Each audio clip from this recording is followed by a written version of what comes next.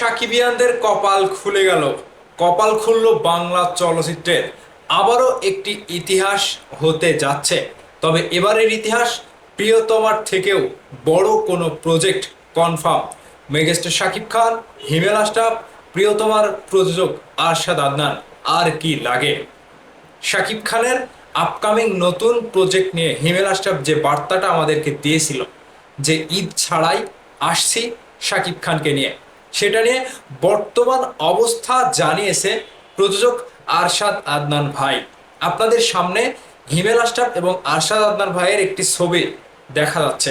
সেখানে আরশাদ আদনান ভাই তিনি তার ক্যাপশনে লিখেছে, বলেছিলাম বাংলা ভাষাভাষী সিনেমা প্রেমীদের জন্য বড় এবং চমকপ্রদ কিছু করার স্বপ্ন দেখছি।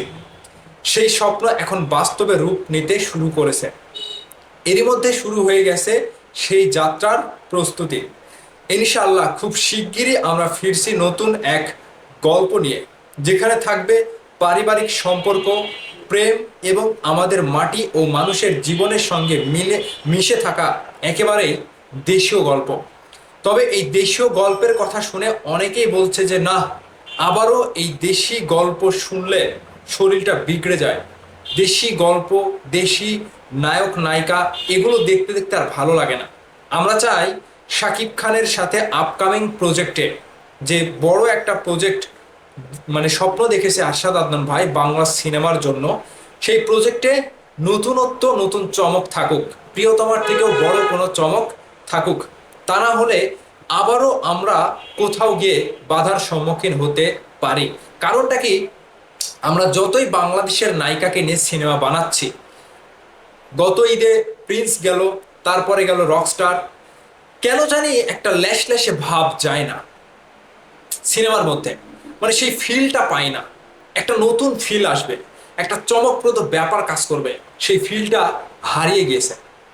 রকস্টার সিনেমায় সাবিলা নূর, তাণ্ডব সিনেমায় সাবিলা নূর, প্রিন্স সিনেমায় তাসনিয়া ফারিন, রকস্টার সোলজার সিনেমায় তানজিন তিশা।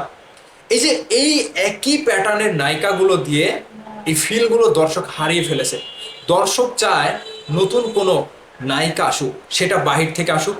যেমনটা প্রিয়তমায় ইধিকা পালকে দেখতে পেয়েছিলাম, যেমনটা শাকিব খানের সাথে নতুন কোনো চমক হিসেবে আমরা দেখতে চাই, ঠিক সেরকমই কিছু একটা করে বসুক প্রযোজক আরশাদ আদনান ভাই এবং হিমেল আশরাফ। তবে হিমেল আশরাফের সিনেমা তৈরি কিংবা গল্পের ভেতরে যে ধামাকাগুলো থাকে, এটা পুরোটাই ভিন্ন প্যাটার্ন। হিমেল আশরাফ যেটা বলছিল যে আমি আমার প্রোটাগনিস্টকে মসজিদের হুজুরও বানিয়ে দিতে পারে, মানে নায়কের প্রধান চরিত্রকে। আবার দেখবেন শাকিব খানের মায়ের চরিত্রে মাহিকে হাজির করেছে, আবার দেখবেন শাকিব খানের বাবার চরিত্রে আরশ খানকে হাজির করে ফেলেছে। ঠিক সেরকমই কোনো একটা নতুন চমক এই নতুন বড় প্রজেক্টে থাকুক, এরকমটা আমরা চাই। তা না হলে আমরা কেন জানি দিন দিন আমাদের অস্তিত্ব কিংবা আমাদের সেই আগের ইমেজটা, ফিলটা আমরা পাচ্ছি না।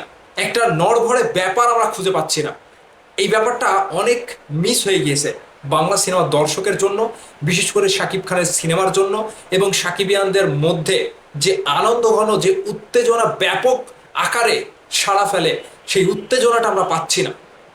সত্যি এটা মানে দিন শেষে সত্যি একটা জ্বলন্ত প্রদীপের মতো সত্য, যে সেই ফিলটা আমরা কেন পাচ্ছি না। গেল রকস্টারে পাইনি, ফিল পেয়েছি, ফিল পাইনি একেবারে এরকমটা না, কিন্তু ওই ফিলটা পাচ্ছি না।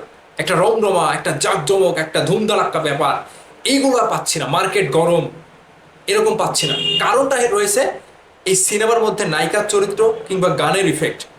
একটা প্রিয়তমার গানগুলো যেভাবে দর্শকের কাছে মনে হৃদয়ে নাড়া দিয়েছিল, এগুলো সিনেমার প্রাণ।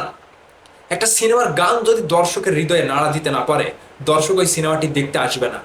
একটা সিনেমার গান যদি দর্শকের কাছে নাও পৌঁছায়, সেই গানগুলো যদি কানের ভেতরে ঢুকে দর্শককে ব্রেনে ওয়াশ করতে না পারে, ব্রেনে ঝাঁকুনি দিতে না পারে, ওই সিনেমা দর্শক দেখার জন্য আগ্রহ নিতে পারে না।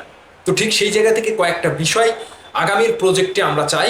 নতুন নায়িকা আসুক, বাংলাদেশের কিছু পরিচিত মুখ, পুরনো চরিত্রের অভিনেতা অভিনেত্রী থাকুক, কিংবা বাহিরের রাষ্ট্রে কিংবা আমাদের কলকাতার ইন্ডাস্ট্রির বাঘা বাঘা কিছু অভিনেতা শিল্পী থাকুক, তাহলে দেখবেন সিনেমা রং রমে চলছে। একটা অন্যরকম ফিলটাই অন্যরকম পাবেন।